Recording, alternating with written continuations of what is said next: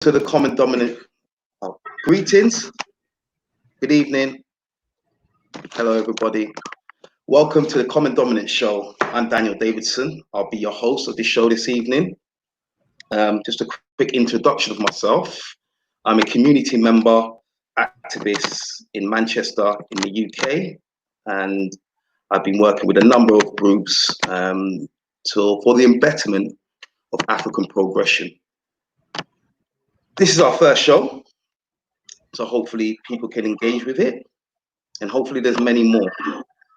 We have a number of guests with us from around the globe, and we'll be discussing issues around the PLO Lumumba Foundation. I have two guests with me so far. Hopefully we're joined by a first, and I would like to just bring my guest in as soon as possible so we can get the conversations going. Hi, brother, sorry, sister. Always like to introduce the women first. Would you like to introduce yourself, please? Yes, please. My name is Kayesu Monica from Uganda. I'm the country representative of PLO Lumumba Foundation.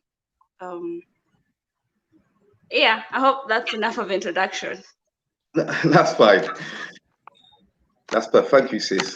Now, brother, thank you. Could you introduce yourself, please? Thank you very much for giving me the opportunity. My name is Nyave Yahaya Salifu. I'm the Africans in Diaspora representative in United Arab Emirates, based in Dubai. I've been in Dubai for the past 6 years, and thank you very much.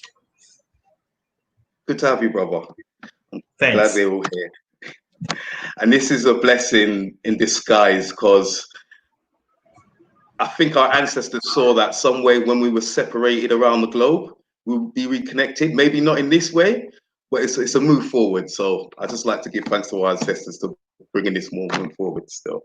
So what I'm going to do, I'm just going to, for the listeners that are tuned in now, the primary of this meeting is a discussion of the PLO Lumumba Foundation and the events that will be happening in the near future. But just a bit of background on what it's about and where it's at. So I'm just going to read you a quick brief of the founder. Okay. So PLO Lumumba is a professor of public law, a holder of an LLD on law of the sea from the University of Ghent, Belgium, LLM degree and LLB degree of University of Nairobi.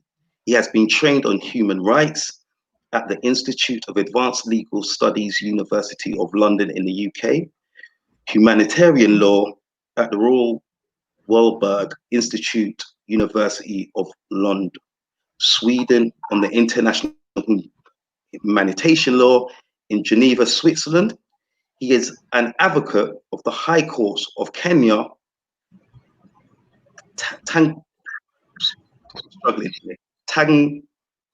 Tanganyika.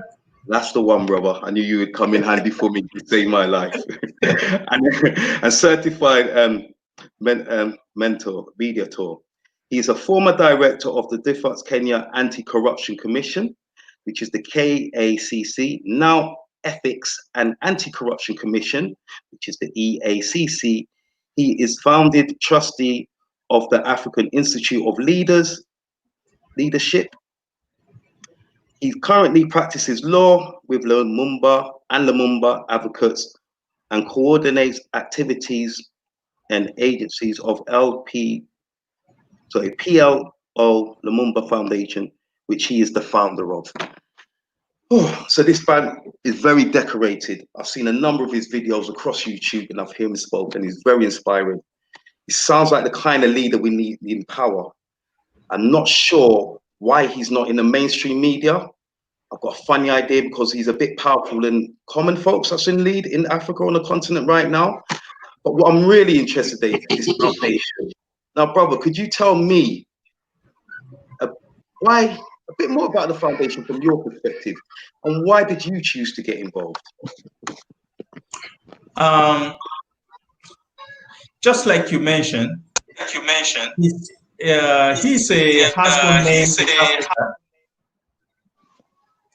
And what he has been trying to do, trying to unite Africans, and this aligns with what I believe in, what I think that we as Africans have to continue to fight to unite the continent into a giant or supergiant state, and that is what he has been doing. There are other guys doing something almost similar, but why did I decide to join the PL Olumba Foundation? This is because of the track records of the founder. If you notice and you've listened to him, he don't just talk, he walks the talk. And his record shows that he's a man of integrity. And what kind of a man wouldn't like to be mentored by somebody who has integrity? A good leader should be, integrity is one of the highest characteristics I take into consideration when I look for a leader. And following and wanting to be mentored by Professor P.L. Olumumba, I thought that was the best place to get that mentorship by joining the foundation and helping in molding the future leaders or today's and future leaders of Africa in terms of ethics, integrity, and building unity across the continent. So I think this is the platform where I can achieve that. And if you know, because of his strong track records, there is an online petition going on to get him on the AU Commission, that's the African Union Commission, because we think that his ideas and the way he is doing it, if he is in the African Union, Africa will move up to the next level. And we are there to give him that support in our own small way. Thank you.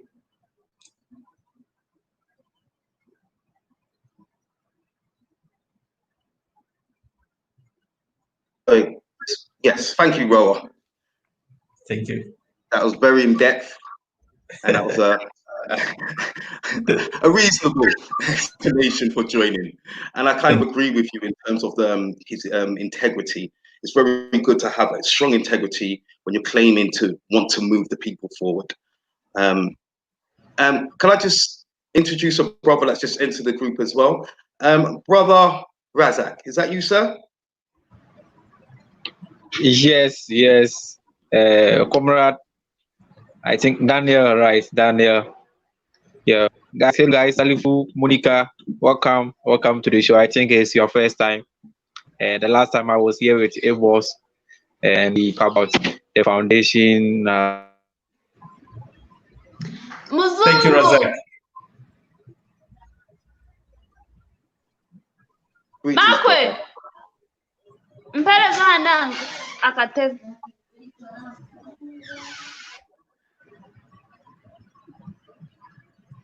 So, Brother Razak, if you could just quickly just introduce yourself and just briefly give a speech on how you've come to be involved in this foundation. Then I'll move on to the sister. Sorry, sis.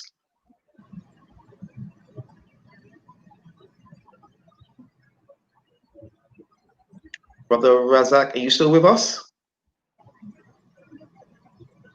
He seems to have frozen at the moment. So, technical difficulties will happen.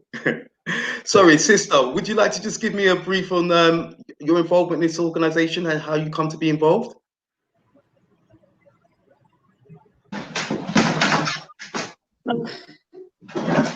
Chinga. Sorry. Yes, please. I would love to do that. Can you hear me? Yes, can hear you clear. Okay.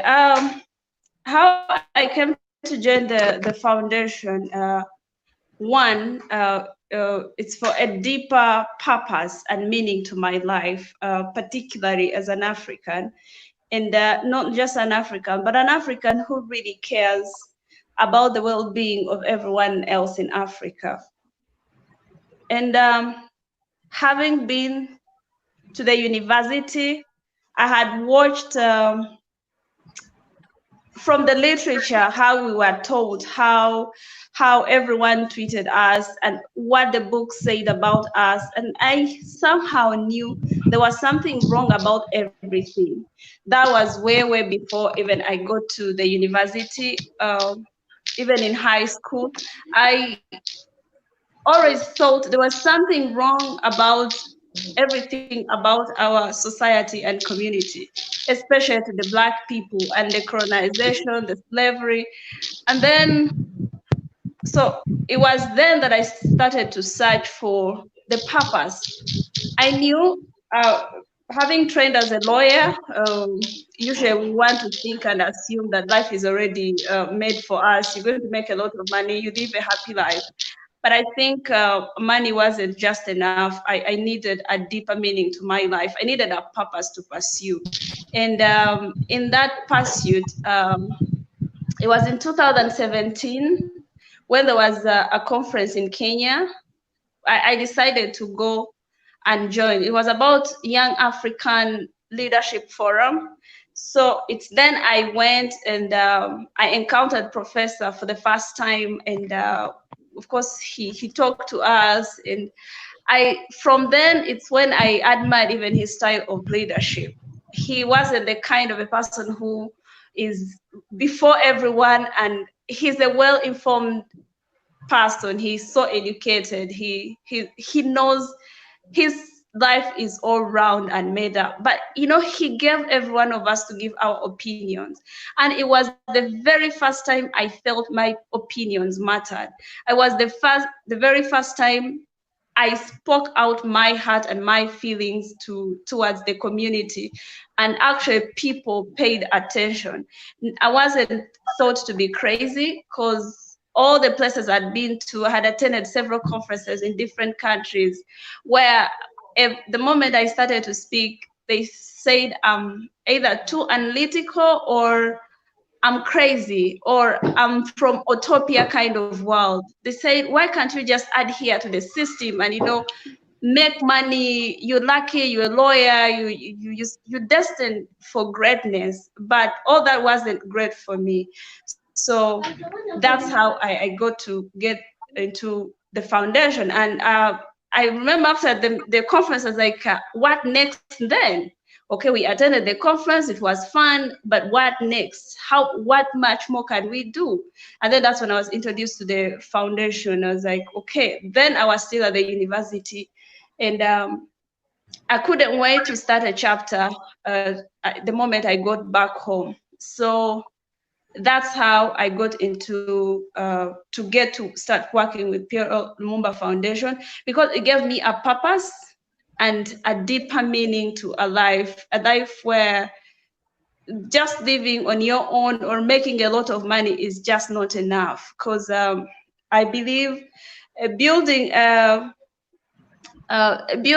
glass house in a neighborhood of brass thatched houses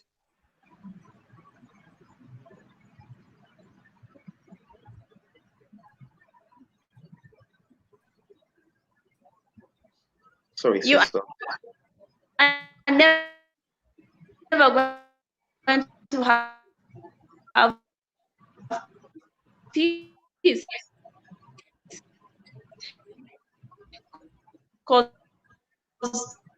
Sorry, sister, your connection seems to be...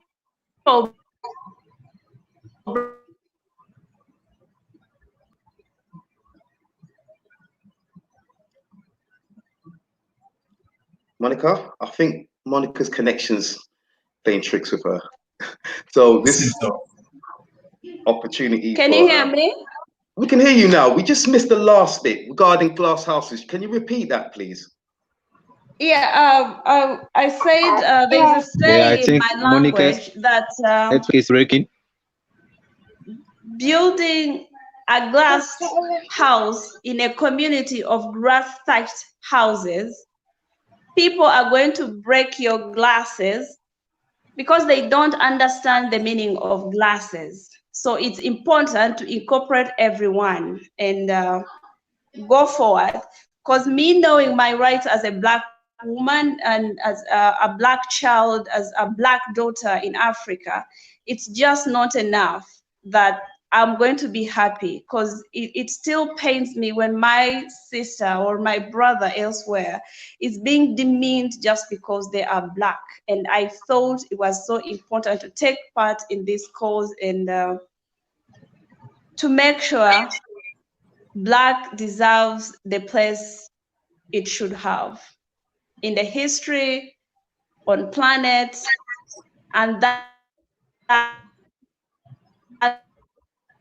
there is.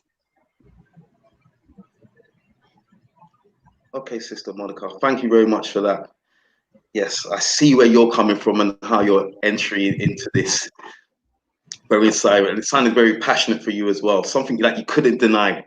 You couldn't get this information, seeing a brother live, and then go back to sleep, as to say. So thank you for being on this call and in this conversation. Brother Razak, I see you've rejoined us through the audio vision play rather than vision. So very handsome young man there. So brother Razak, do you just tell me just a brief about yourself and how you got involved in the foundation, please?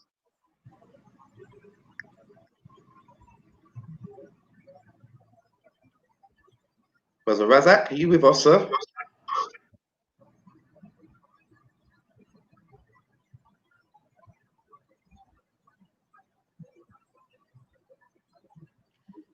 It seems like he's also having problems discussing as well. So we'll just go through whoever's on the screen, whoever's available to speak. Just go through.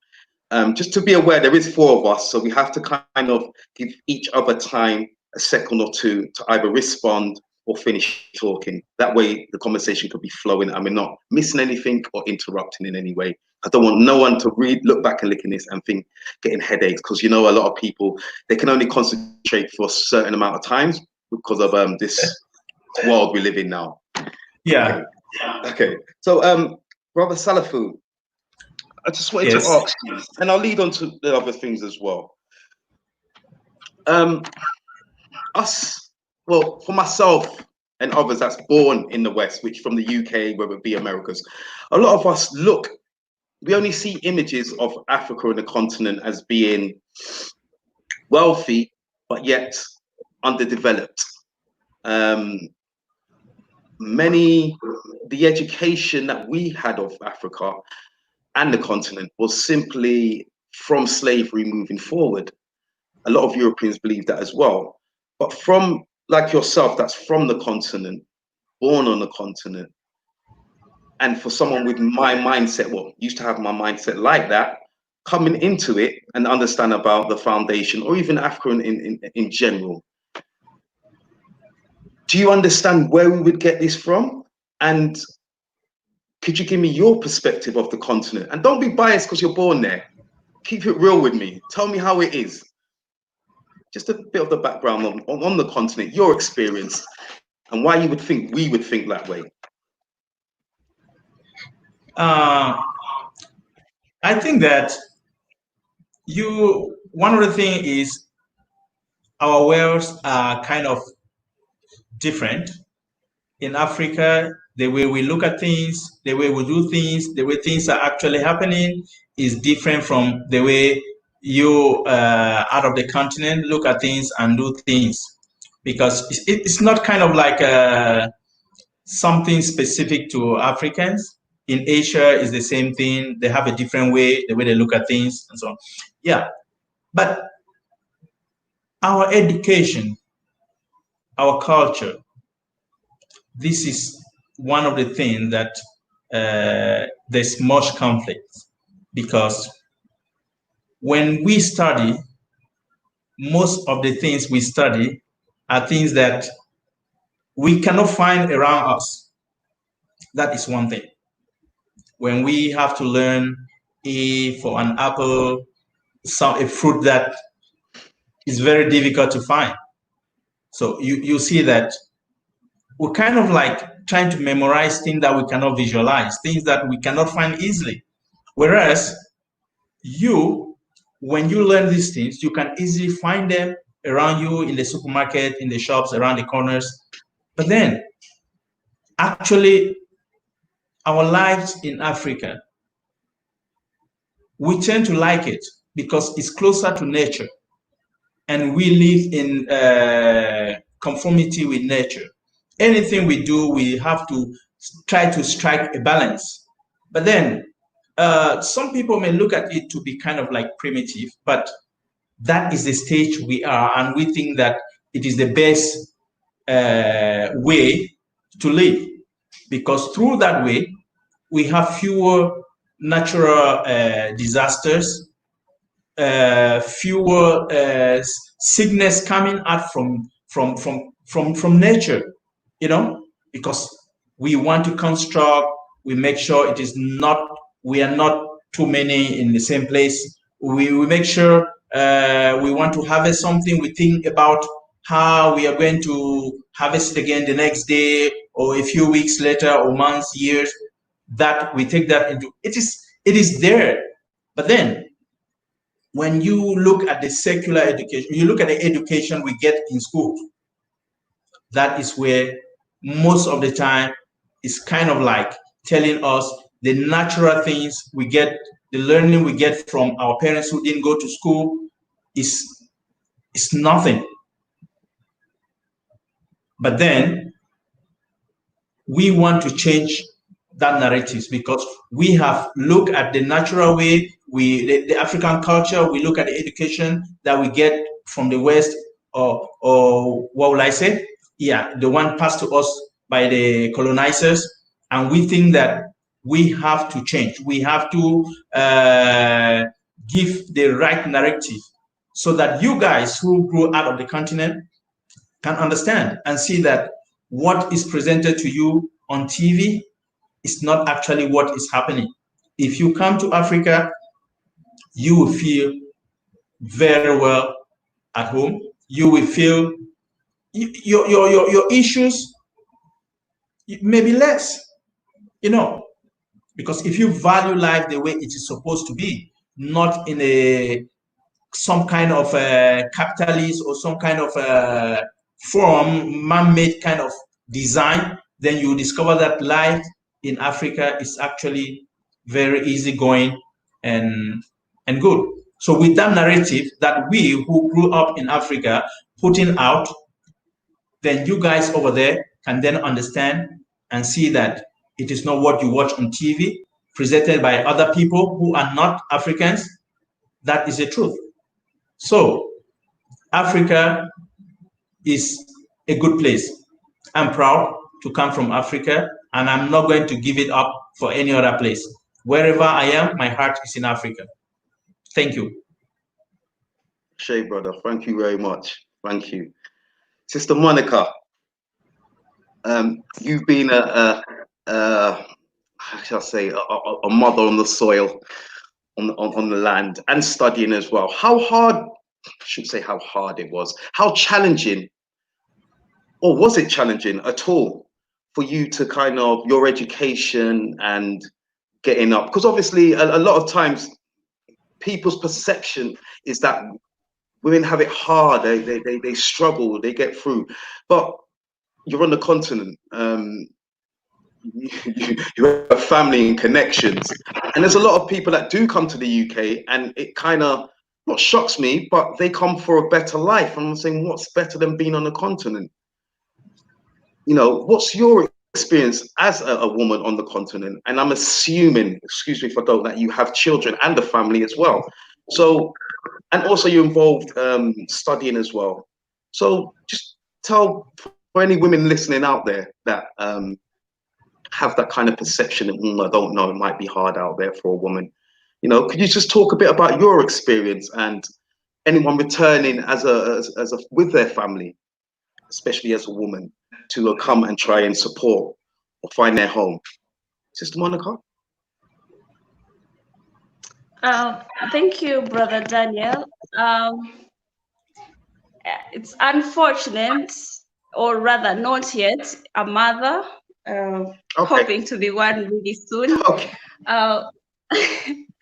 But I want to take a good example of my village, or you guys call it farm. I grew up on the farm, and took an example of my family, or how I grew up, and all the rest in the neighborhood. Or maybe before I get to that, there is one thing that that needs to be put clearly. Mm-hmm. Just because I don't put on the kind of shoes you put on, it doesn't make my shoes less important. And sometimes it's how people, because look, you cannot take life in the UK, or rather, this is the problem, that just because your perspective of life in the UK is not the same in Africa, and then that makes Africa primitive. That's very wrong, because then I'll get to how it is. Yes, there are hardships, like in any other economy, but then how did even such kind of economies come about? You know, when people start talking about Africa, you might think it's prison is better than being in Africa, but that is so wrong. So wrong. We grow up. I grew up at the farm, and we had enough food. We had enough love. We experienced life in its totality. And then this is where actually things get messed up. Just like Brother Sharif just said, you know, we are living in one sector, and then we are being educated by the other sector. So harmonizing them sometimes becomes very hard. And that's where people tend to lose it. Because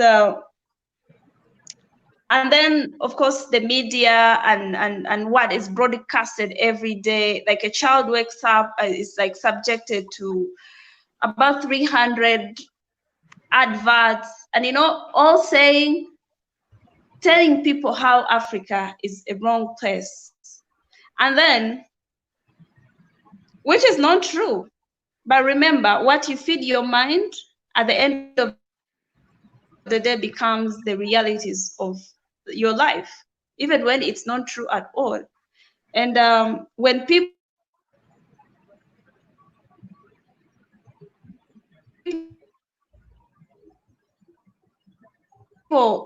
say they are going, it's because they haven't looked enough. They don't know. Because if you study systems in the UK, in America, all the capitalistic systems, which they are fighting so hard to impose on Africa, to make Africa look like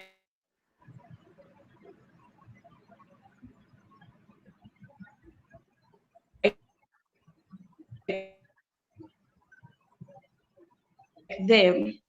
And now this is where the... Hello?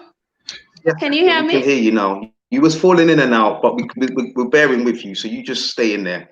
We'll get there. Continue, please. Thank you. I apologize. No problem. Yeah, so when somebody is...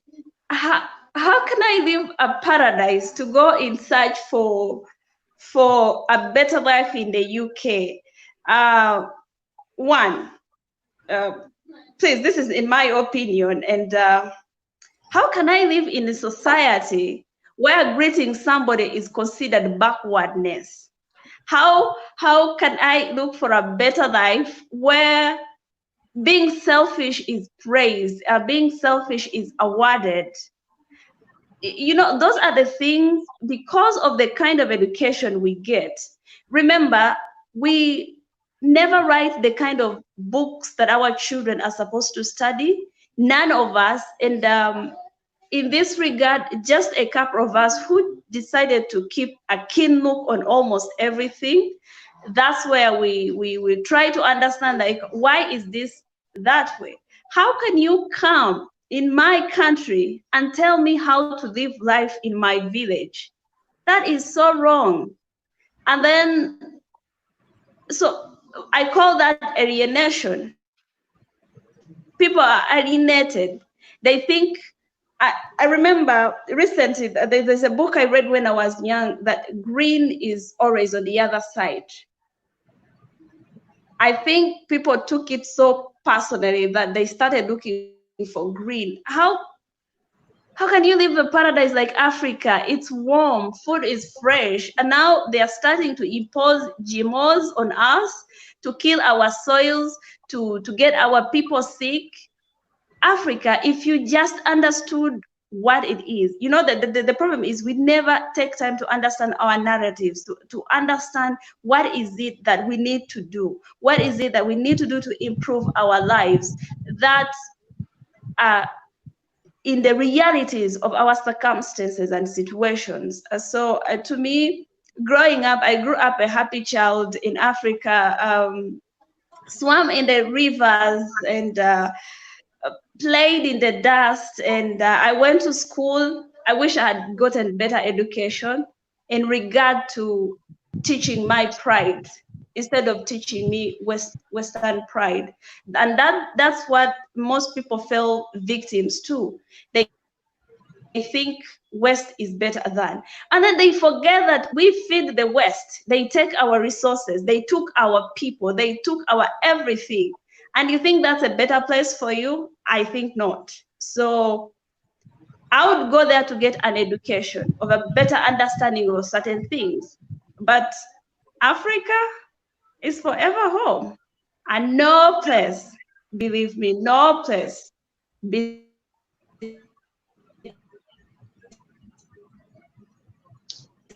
Sister Monica, eloquently said.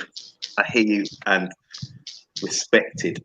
And I'd just like to just center this show and where we're at. A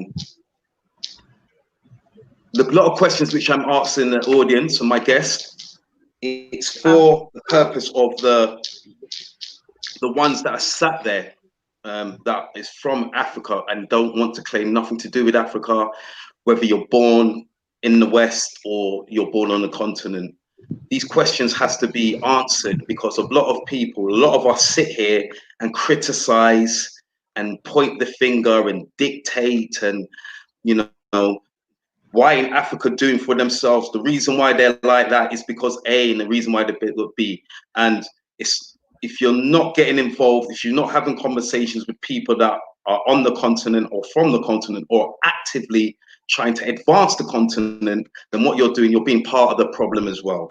So it's all good sitting back and criticizing from a distance, but you have to be involved. So for my guests and other people that's listening that kind of take it very frustrating, please don't be. We have to highlight some of these people and then educate them and push them one side to continue our journey and getting back to greatness. So that's just the reason why you'll get some of these questions as well. So just bear with us today. We are fine. We are fine. We are fine with the questions. It is good for us because now we are trying to tell the story of our continent. We want all the questions, all the misunderstanding that people have about our continent. We are here to try to pour light on those questions. Yeah. Yes. Yes, brother. And that's what we're about. Sorry, sister, go ahead. Yes, it's important to hear it from us who are here and proudly here and probably don't want to go anywhere. And all we can do is to change the narratives and to change the stories and to make sure that the next generation that comes doesn't not for a second or a minute think that Africa is a cursed land, that Africa is a dumb place, or Africa is no good, because it's a paradise, I like to say. Yeah. I mean, for those who do know, that we know that if it wasn't for Africa, the majority of the continent, or Europe and the Americas, wouldn't be able to function. The infrastructure is built off the back of Africa. But what I'm saying is that a lot of this isn't shown in our mainstream media. It shows us that here's the best place to be. Don't go back there. What are you going back there for? You're going backwards in terms of development. And I know that isn't the case, but I had to know that through my own love, studying, sacrifice, and understanding, and having conversations with brothers and sisters like yourself.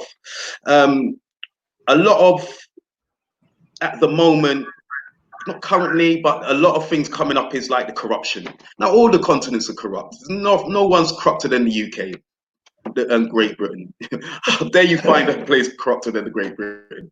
But they always talk about African corruptions with the leader, and until they sort it out, it's like they're saying, until they sort it out, we're not going to leave our houses. Or when you lot fix up, then we'll come and join in. I'm like, no, it doesn't work like that. So Razak, do you want to talk to me about corruption? Because it seems like, you know, this Patrick might be one of these leaders that are hoodwinking us. He's trying to pull the wool over eyes. He's talking a good one, but he doesn't really walk it. Some will say. So Patrick, could you just kind of clarify that and your perspective through the movement?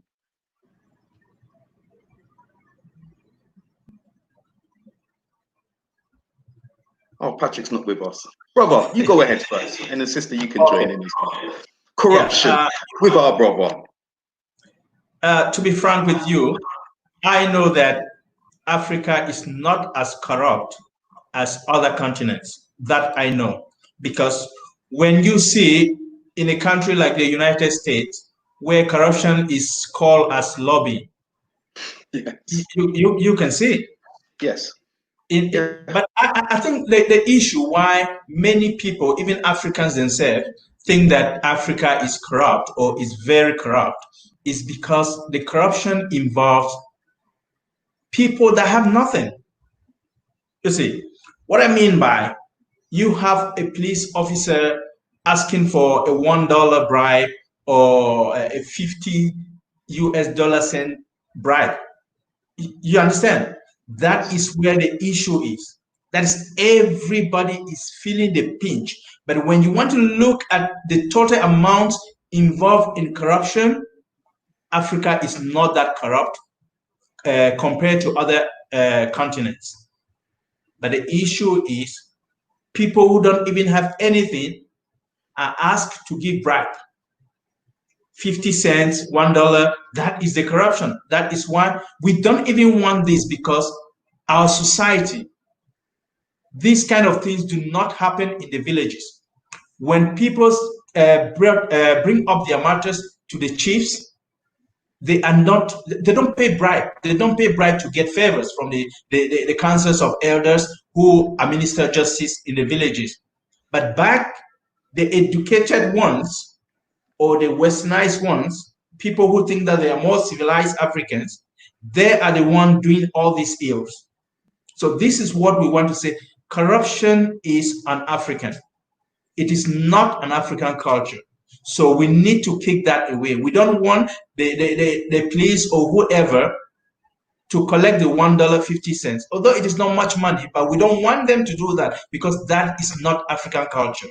If you want to give favor to someone, you give the favor because you feel you want to give the favor. It's not because you want something in return. That we should know, because that is our African culture. We are very hospitable people, but we don't do our hospitality because we want favors from other people. No, you just do it, but we all know that when you do something good, definitely you will get something good. If not you, your children or your children's children, somebody somewhere will help your relative because of the good thing you did. That is African culture.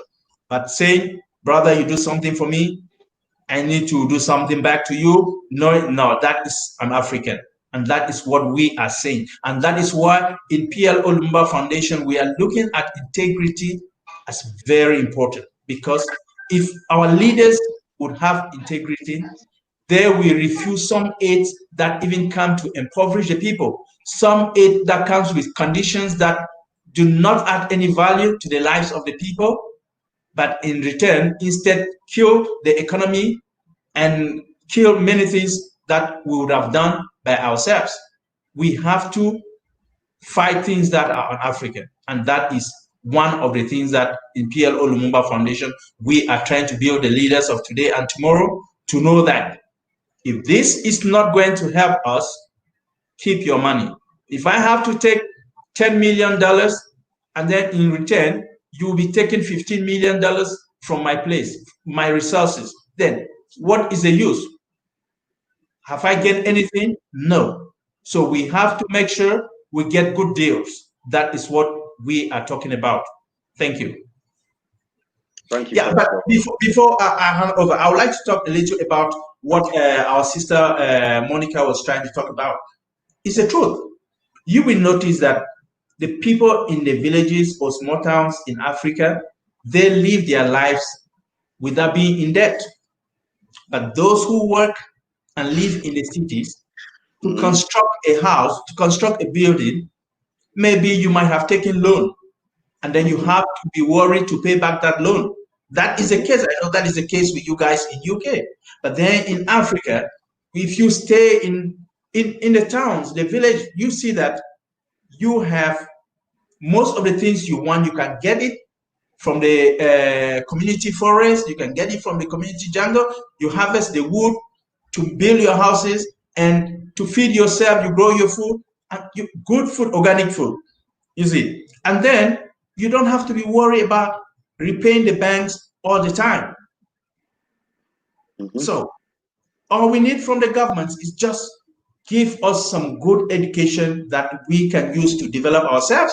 We are talented. Naturally, Africans are very talented. Just like you said, America, Europe, built by Africans. The people, the hard work, they knew it. If they didn't know that we're hardworking people, they wouldn't have come for us in the early times. They saw what Africa did. Civilization started in Africa. They saw what we were doing. That is why they came for us. So telling us now that we are not good, it is their narrative. We want to change it because we know we are good. We are performing. Even those of us staying back in out of the continent, you can see the product of the Black people in all over the world. When you go to sports, entertainment, and so on, you see how performant they are. Even those of us who leave the continent to go to study in UK, you can testify and see the capacity. Although we did not do, for example, did not start going to the science lab while we were in the high school or secondary school, but back in the university, you see us performing very well, doing good research and experiments in the laboratory as if we started going to the lab when we were at primary school. Yeah, so thank you. Thank you, Baba. Yes, I think we must echo that a lot of times lack of education can keep a people oppressed or a lack of understanding. So I hear what you're saying. There's a reason. Do you think, sister, I'll move on to you. Because the world's waking up, Africans are reconnections. There's a lot of marches going on right now. Before this whole coronavirus thing, a lot of countries were liberating against their local government to say enough is enough, you know, across the world. France had their marches. China and Hong Kong had their marches. The UK, they were waking up a bit, but what's going on the continent all the time. And I think fear was trying to oppress them, or what's the word I'm looking for? The propaganda was trying to rule, and it's being diminished. It's not ruling right now, you know. And there is a fear out there of Africa and Black people and African people rising up. That fear, when it disappears and we do rise up, what could be one of the true potentials we can actually achieve as a people? Sister, do you want to talk on this first, and brother, I'll come back to you. Our potentials. what can we reach? So thank you very much, Brother Daniel. Our potentials are just enormous, because our potentials, for reasons that we are proper human beings. We are people who are cultured. We are people who understand who we are. So either because I'm Black, it doesn't make me endless human. I just need the environment supporting what I am doing. And you know what, when they talk about corruption, real corruption is Western propaganda. That's corruption. Real corruption is Western education. That's what I call corruption. Because just like my brother Sheriff just said, is that it's not the non-educated who are corrupt. It's the people who are educated. In this regard, I'll call it miseducated, because you cannot be educated and you're doing that. We come to an adherence of a system that praises thugs, a system that puts monuments of people who invaded people's lives and made them miserable and pushed them to the extremes of the earth. That system is what is corruption. And all our leaders today who are in conspiracy with the Westerners and with those who are grabbing our land, those with China, those with American corporations, they are Western educated, and the propaganda is working on them rather seriously than what corruption should be. So the propaganda that Africa is corrupt, where did the corruption come from? Where did it start from? Before they pin it on us and say Africa is the most corrupt, who gives them the bribes? Who pushes the money? It's IMF, it's World Bank, it's USAID, promoting American propaganda. UK aid, telling people to produce it is wrong. Instead of teaching people to adhere to the circumstances of their environment and get people to do what fits in their circumstances, that is wrong. That's the corruption. And then the rest is just a manifestation of the major kind of corruption that is happening here. And imagine we sold our gold at fair market prices. Mm-hmm. Imagine we sold our agricultural produces at fair market prices. When it's not only one so-called leader, or rather a greedy man or a dictator, the actual dictators, they're the Western darlings. They're the people they don't point at. Gaddafi got killed because of his oil, because he wanted to make sure oil was for all Libyans, not for his family, not for himself.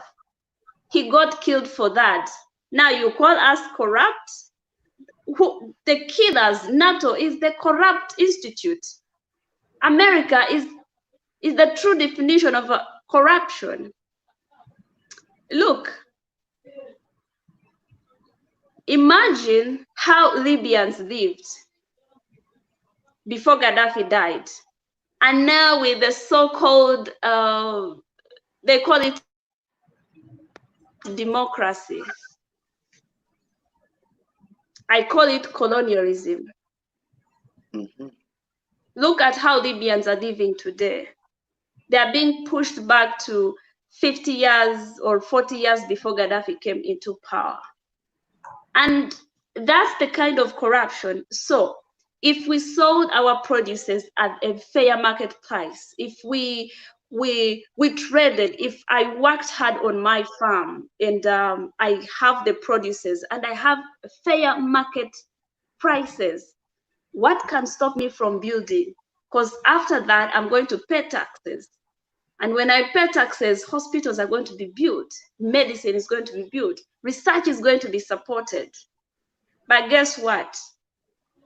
They send research money with results already. And if anyone does not adhere to the research produced, you are never going to be shown anywhere. Look, recently I was talking to my childhood friend who is a doctor and a specialist in viruses. I asked him, why are we waiting for China or America to do a research on how coronavirus is affecting Africans? And now, with example of my country, it's a tropical country.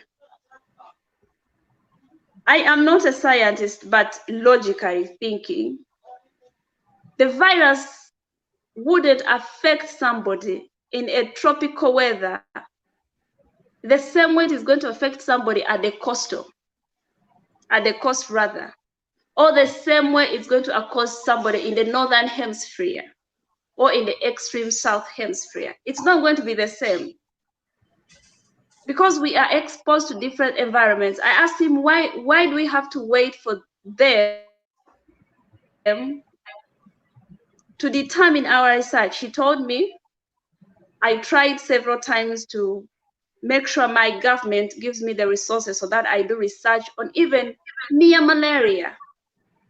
What is corruption when America sends us malaria drugs and there is no malaria in America?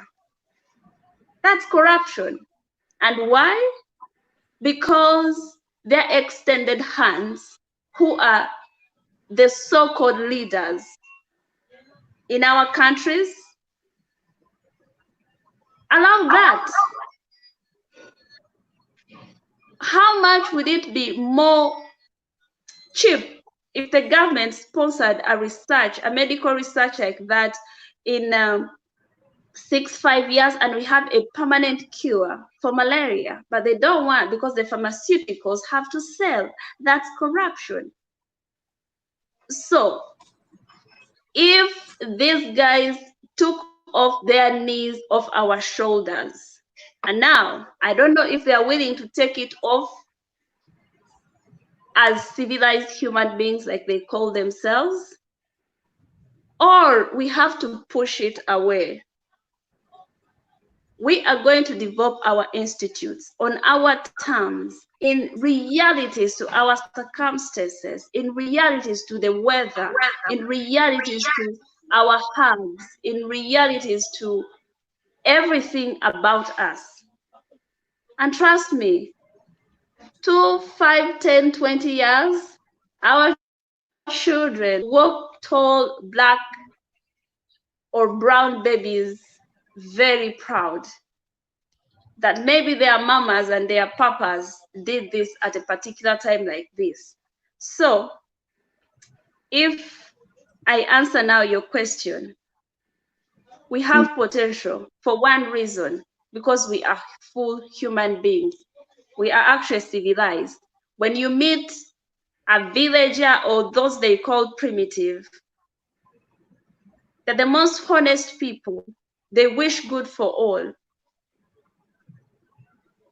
So there's nothing that can stop us, because we are human beings, proper human beings with functioning brains, and we are geniuses. And imagine if the books of history produced people, inventors, black inventors, and remember, these are the black people who went in chains, who were forced out of their land. If brain drain even stopped, because the smart people are taken away the moment they are noticed. Why? Because our governments, who are supported by the West, they don't give them ground to flourish. They don't give them ground to be who they are supposed to be, to exhibit their geniusness. So if they can only take off their knees, off our necks, Brother Daniel, trust me, we are unbeatable. Thank you. Thank you, sis. Ashay. And for the listeners that has tuned in, this is the Common Dominant Show. What I'm trying to find out is what is our common purpose so we can dominate again. Now, there's a lot of white supremacy running around, and it's not white supremacy, it's white dominancy. They dominate. They are not supreme. There's only one supreme. But we're not in that conversation. We just want to link up with people across the globe who has a common purpose. We're with Sister Monica and we're with our brother Salifu, and we're here discussing the conference which is coming up on the 27th. Now, I had brother Razak that was on here, and I was going to go to him to tell me a bit more information as he briefed me on that in the week. I don't seem to have it on my phone at the moment, and he's not here at the moment. So if we can start go through the next hour or so, maybe a bit underneath, whenever we can stay on, and just discuss the actually PLO foundation. So am I correct to say there's a conference coming up? I think it's this Saturday. Yes. Yes. I'm looking through the representative list, and you've got everyone from Zimbabwe, Rwanda, Uganda, all over the continent. What? Yes. So how long did it take, or when did you hear about it, to kind of assemble something like this? Must have took, I don't know, how long? This organization or this foundation started in 1990. That is more than 20 years or 30 years to be exact. So it is not like all these countries we had representative there from the first day. No, we have just been expanding. People hear of us, people want to get involved. Many young Africans are awake, and that is why we keep moving. So at the moment, we are in more than 38 African countries. And I think after our conference that is coming on the 27th of June, we are going to move into the remainder of the other African countries. Actually, this conference that we moved to online or virtual was supposed to take place in Accra. But, because of the COVID-19, we had to move it to online. That is to keep the momentum. So this, we have been growing. That is why you see us in many of these countries. Then if you want me to go ahead, I'll go ahead and talk about the conference preparation and the speakers as well. So okay. Do you want? Yeah, okay. So this conference is going to take place. Sorry, brother. I just wanted to make sure that, Sister Monica, do you have anything to add? Are you okay for the brother to go through this and then add your comments? Oh, she's not here at the moment. So, brother, yes, please, sorry, go ahead. I just wanted to make sure everyone was involved. And this is a fair process. We're not dominating. It's really a pity that their connection has been interrupted. It would have been a very nice conversation having Razak and Monica here with me. Yeah, so this conference, which is going to take place on the 27th of June, that is next week, Saturday, we are planning to have more than 500 young people, yes, connected throughout the world, because we have people from the Caribbean that have shown interest, people from Asia, America, and Europe to attend the conference. And to attend this conference, you have to pay a minimum participation fee of $5. Yes. Why did we make it so cheap? Sorry, brother. Did you say $500? No, $5. Oh, $5. Not 500. Okay. Yes. Okay. $5. Okay. Okay. Yeah. Okay. Right. Yeah. No, brother, because sometimes, sorry, brother, to cut you. Sometimes, as soon as you come up with the fee, a lot of our people go, "Oh, I can't afford that." But this is no excuse. There's none here. So I just wanted to clarify that it's not 500 people; it's $5. Okay, sorry. Yes. Continue, please. Sorry. So the reason here, there were people who were willing to make it free, but then the young Africans, many of them said no. They wanted to show their commitment. This is something we are trying to change the mindset. It's not like Africans are poor. We are willing to contribute to make our continent move to the next stage. And this money, the $5 that they are paying, stays in the various chapters.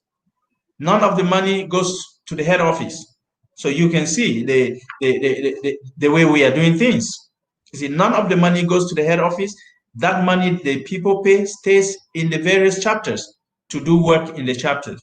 So this $5, we're encouraging those who can pay more to pay more. Those who want to sponsor other people to participate in the conference, because the most important thing is the message that people are going to get from the conference. It is very empowering because the participants, the speakers, I think my colleague will talk about the speakers. Monica will talk about the speakers, and you will see it's kind of a heavyweight lineup. The people talking during the conference are people that you can't pay that kind of money to hear these people talk. We know this thing is so expensive when these people speak, but we made it for the young people to come because the whole aim is to empower people. And $5, and the conference is going to run for 3 hours. That is 10 a.m. to 1 p.m. Ghana time, which is also GMT. Yeah. So, and all you need to do is go online to our website, which is www.plofoundation.org/events. And then you can register, and then you pay your money locally to the chapter you find yourself. But in countries where we are not operating yet, the head office will direct you to which chapter you should pay your money to. That is how we do it.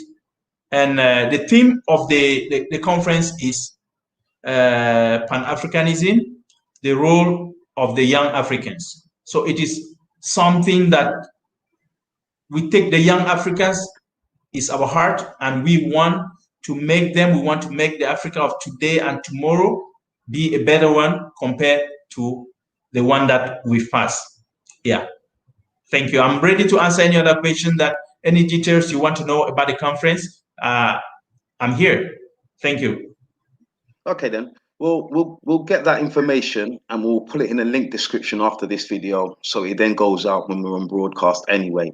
But if there's anything that I feel is relevant that we might have missed or it needs rejogging again, I will bring that up before the show is done. Thank you. Yes. Sister Monica, the conference on the 27th online, is there anyone in your circles that you know that would be interested in it or will be attending, that, you know, would benefit from this?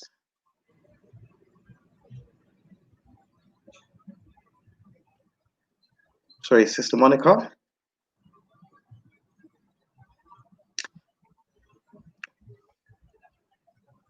I think the connection may be thing. So, brother, just to in terms of the conference itself, registering and going to the website and registering on there, what would the process be then? Would they have to be in a queue? Would someone email them back once they've paid their money? If they're saying they're connecting from, say, the Caribbean, and you know, is it PayPal?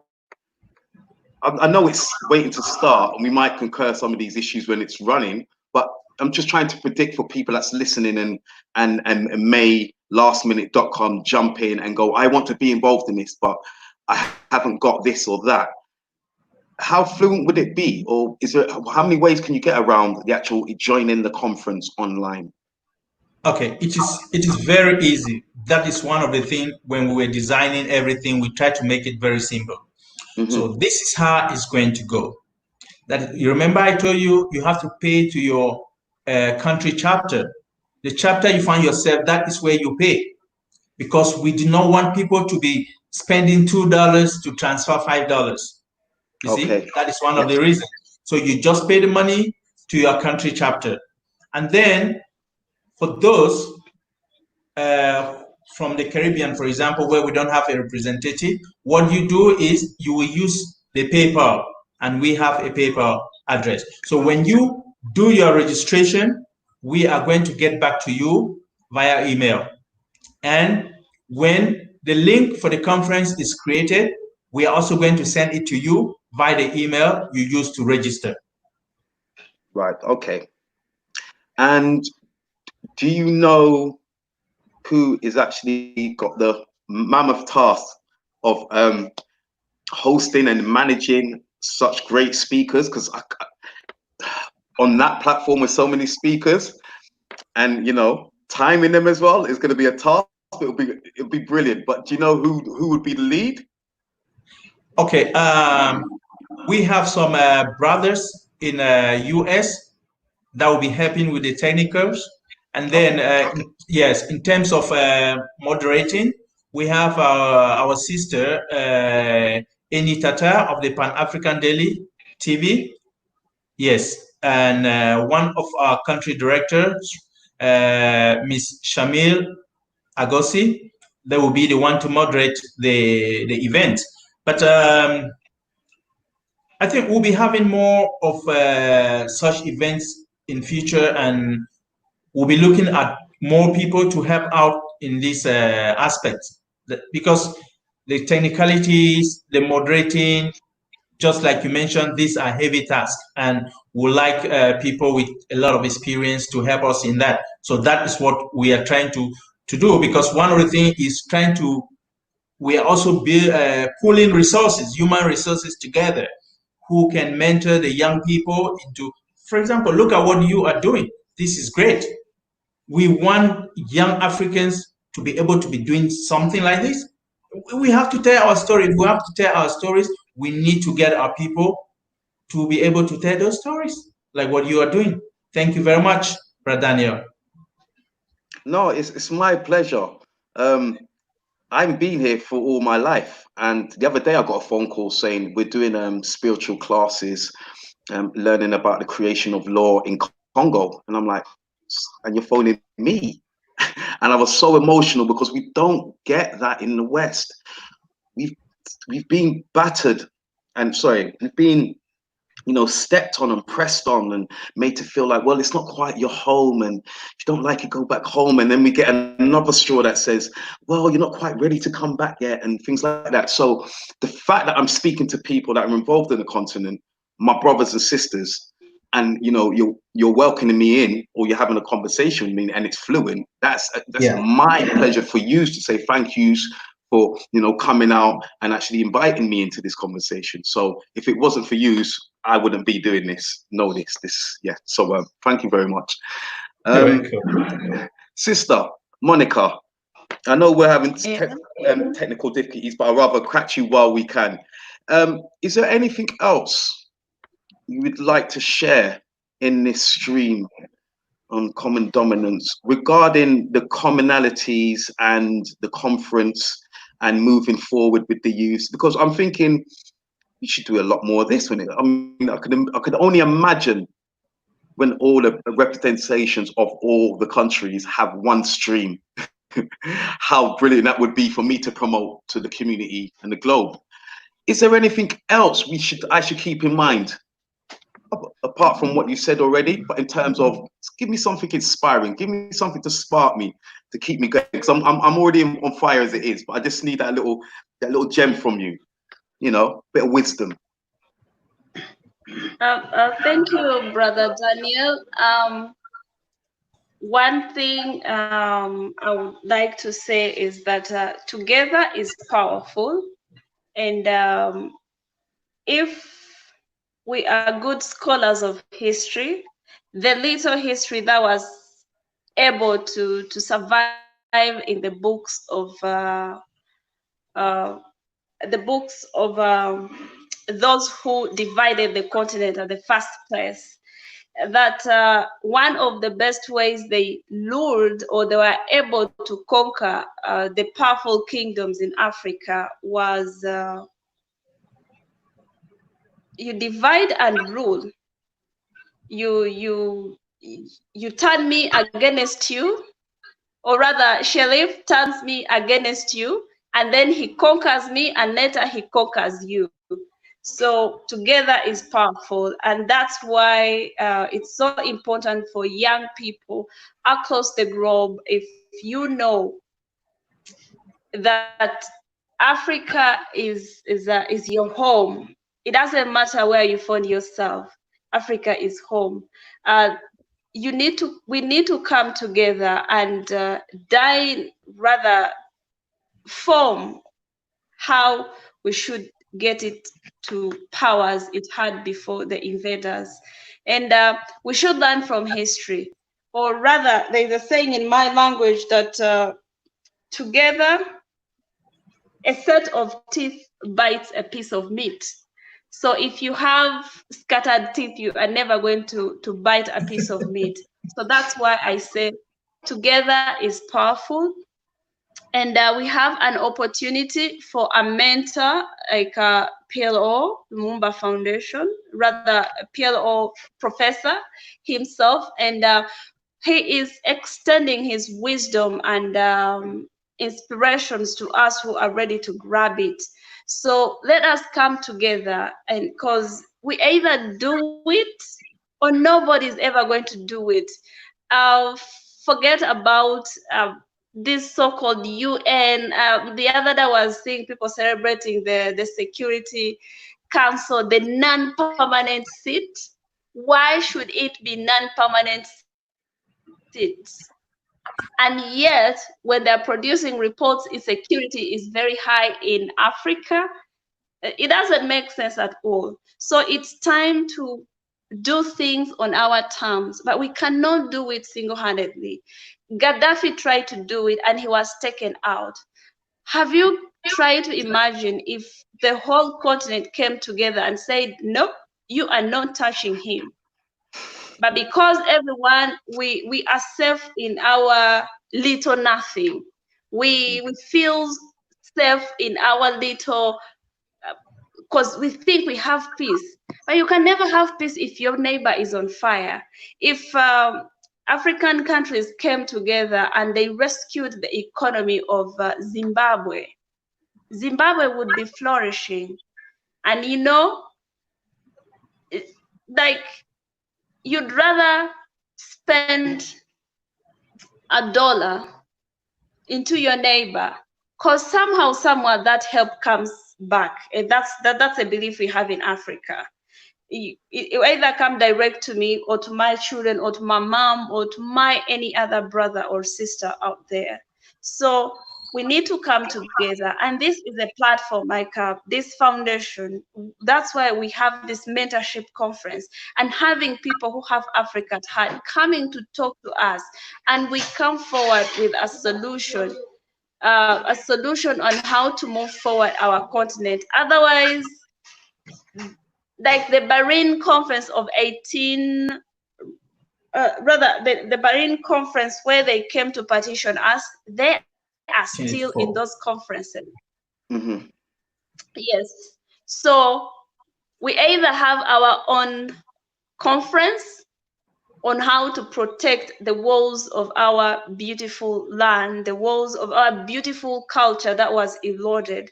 And, you know, through this, we will be able to influence the education system.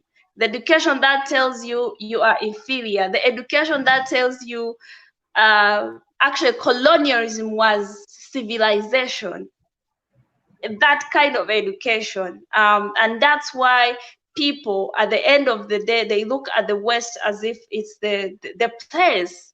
They forget they're the oppressors. They forget it all started then. And we were never given a chance to actually develop our systems. And it's time we did it. But we cannot do it alone. That's where we need everyone. We put our hands together and we will conquer and we will gain back our rightful place. Imagine, have you seen any Chinese being killed anywhere on earth, anyhow? Or are they because they are more human than we are? No, they are not. But just because we have allowed ourselves, or blaming circumstances, it's not enough. What are we doing to fix it now? Because we either do it or we are going to keep singing the same things. And that's why we need to come together systematically to just make sure we get the change we ought to be moving forward to. Thank you. So together is powerful. We need to be together. Yeah. Unity is strength. That's always the key. Easier said than done, but done it must be. That is it. Brother, can I move on to yourself now? And I forgot to ask you regarding the contributions. If people want to donate in behalf of young people, if anyone was listening that says, "Oh, I'll give into that," but how do they go about that? And then after that, could you just talk about some of the speakers that's going to be in the conference, just one or two, or just a bit more, fruits to the tree, please? Okay. Yeah. Yes, we are open to people willing to sponsor others to attend, because we've already had such offer where people say, "Oh, I would really like to attend, but unfortunately I can't do that, but I would like other people to attend to gain some knowledge." So that is open. You just have to contact the project director via this email address, info@plofoundation.org. info@plofoundation.org. Yes, that way you get to Amos, and Amos will reply to you how you can send your support or to sponsor people who want to attend but have no means to do that. Yes, when it comes to the speakers, just like I said before, we have heavyweights. We have Professor P.L.O. Lumumba himself, who will be there. We have Her Excellency, Dr. Ambassador Arikana Chihomburikwa, that is the former AU ambassador to United States, who is also the founder of ADI, that is African Diaspora Development Institute, an organization that is trying to pull resources from the diaspora to help to develop the continent. And she is one of the two people that most Africans want to see be part of the African Union Commission. That is, I'm talking about Her Excellency Dr. Arikana. Yeah. And then another speaker is Dr. Edmond Folefak.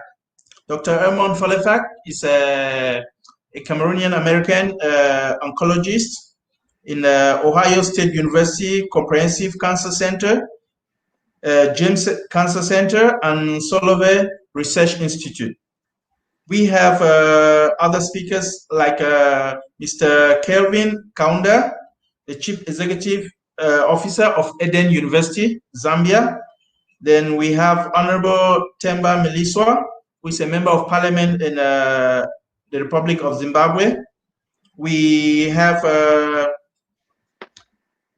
host of other speakers, and we have a young parliamentarian from Barbados called Mr. Tyrell Brandon Gilles. And these people are going to talk on very interesting topics like entrepreneurship, youth participation and innovation during COVID, then the African Continental Free Trade Area, youth leadership and imperatives. You have young healthcare professional, that is rethinking African health system post-COVID-19, young healthcare professionals. Then you have this, the urgent need for African unity, continental integration and pooling resources from the diaspora. You have the new African, creating opportunities for the youth. You have a topic like empowering the girl child and the boy child by this, our sister, Ms. Tausi Swedi, co-founder and chief strategic advisor, Child Survivor International, and an adjunct professor of international health at Towson University. Then you have another topic like that will be taken up during the panel discussion: role of young leaders in driving the continental development agenda, importance of coaching the young African leader, why the youth must be inculcated with Pan-African spirit, then identity crisis and inferiority complex among the African youth. This is something that most of our brethren out there in the diaspora, like yourself, are finding very difficult, because some people find themselves very thinking that they are inferior. That this complex have to disappear. Africans are great warriors, great people, so we are not inferior. We have to take that into consideration. So if you see, the speakers are heavyweight speakers, and even the topics to be discussed during the conference, it is something that everybody should try to join, because we have the capacity. We can move to 1,000, even to 10,000. If we have the youths coming up, we can upgrade the capacity. We have Africans, our African partners who are willing to upgrade the system if we need to accommodate 10,000 young Africans who want to participate in the conference. So everybody, don't say that I won't have place. Try to join. And remember, registration, the deadline for registration is the 24th of June. 24th of June, which is Wednesday, which is I think it's a Wednesday. So try to do your registration before the 24th of June. And I will advise everybody, anybody listening to us and is close to a computer or a handphone, should just go to the website www.plofoundation.org/events and do the registration. Do the registration before sorting out the payment of the participation fee. The registration is very important, so please do it. Yeah. Thank you very much. Thank you, brother. No, thank you, brother. That was very insightful, inspiring. I mean, some of the names that's on there, it was, yeah. You just got to tune in and be there. Otherwise, you have to hear about it afterwards and then say, "Oh, I wish I logged in." But yeah, we will get this out into all our circles and explain it to them more in details if needs be. But I think you're very clear there, sister. I've been requested. You is very. We need your who and why. What speakers are you interested in, sis, Monica? Thank you. I'm interested in almost every speaker, because this is an opportunity to learn and to be with people who think the same, who have the same cause, who have the same purpose and agenda. But I think I'm very interested in listening to Dr. Arikana, Her Excellence Dr. Arikana, because I think she has tested the ruthlessness and the bitterness of what we are all against, of what we are all advancing against, having been kicked out of the ambassadorhood just because she was for Africa, just because she had the good cause of her continent. And this tells us so many other leaders who are in her position that are being subjected to accept a little handouts or told what to say and not to say, but her standing out tall and proud and say, no, it is this way and this is the right way to move forward. So, and you know, she has a big dream of developing Africa and especially the unit of Africa. I'm so passionate, and I guess her being a woman and I am a woman, it gives me like vivid example or a mentor who is doing it in real times. So I'm really excited to listen to her. Regardless, I want to hear the entrepreneurship part of it, because if we have the money, we'll determine the music to dance. If we have the money, we'll determine which contract to sign or not. And actually the money is here. So it's just knowing how to put the resources into the money. It's learning how to turn what everyone calls a curse or pain around us, to turn it into opportunities. So I'm quite excited to hear about all the speakers, what they're going to say. Yeah, because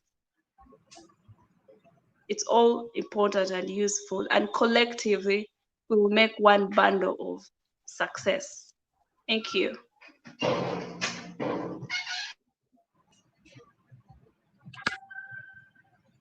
Yes, just like what Monica said, yeah, it is good to listen to Dr. Arikana, because this is a situation that most leaders are going through.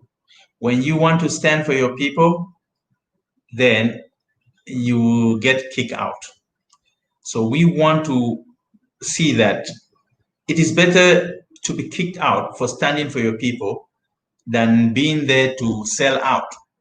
So we want young leaders who come up with the integrity to say it the way it should be said, to say it in a polite way, to say it in an African way.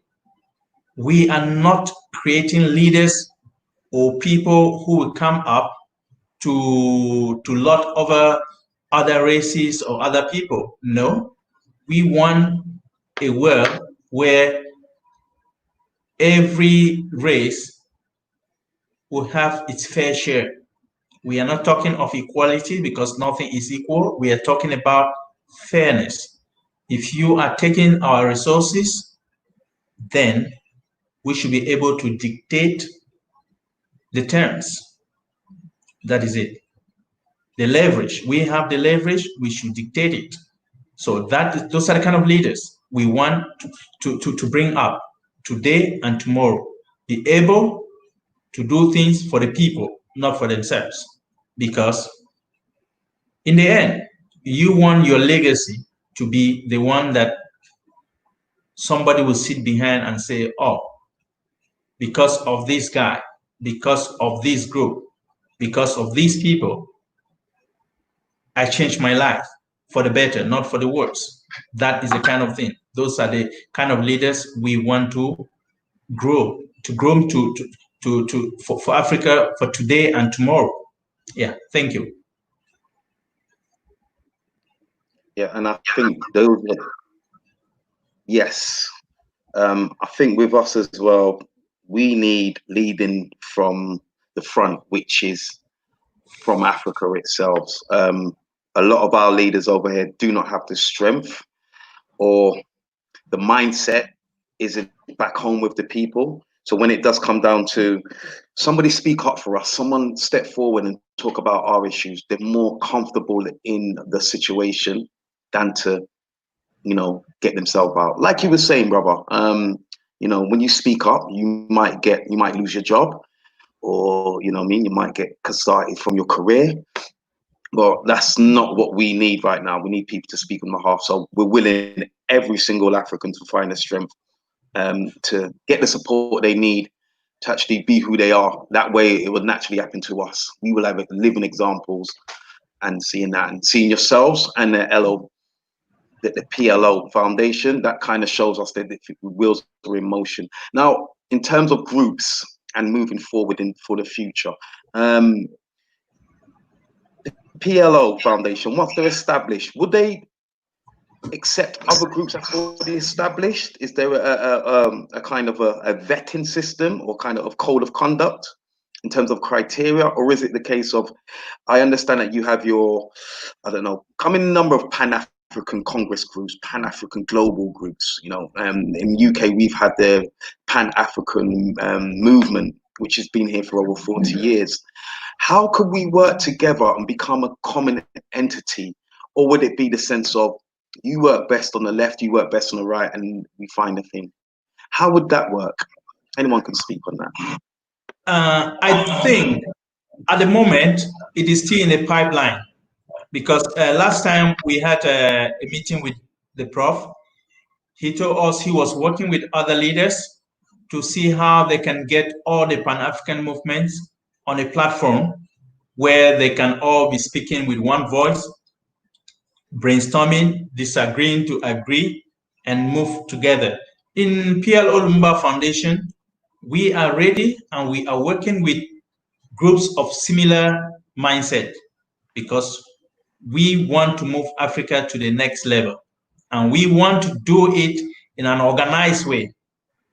Yes, we want to make organized noise until the leaders will hear us. That is what we are trying to do. Yeah, Monica, you may have something to add to that. Yeah.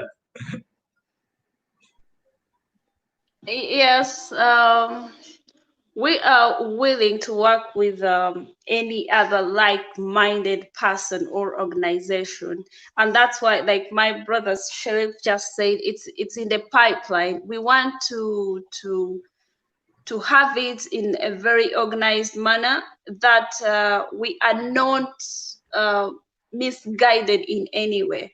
Because remember, or rather, we all know that amongst the sheep, there are always some wolves. So we want to make sure we come up with a mechanism that is going to help us to identify such and to move forward. Because why not? Can we work together? We have the same pains.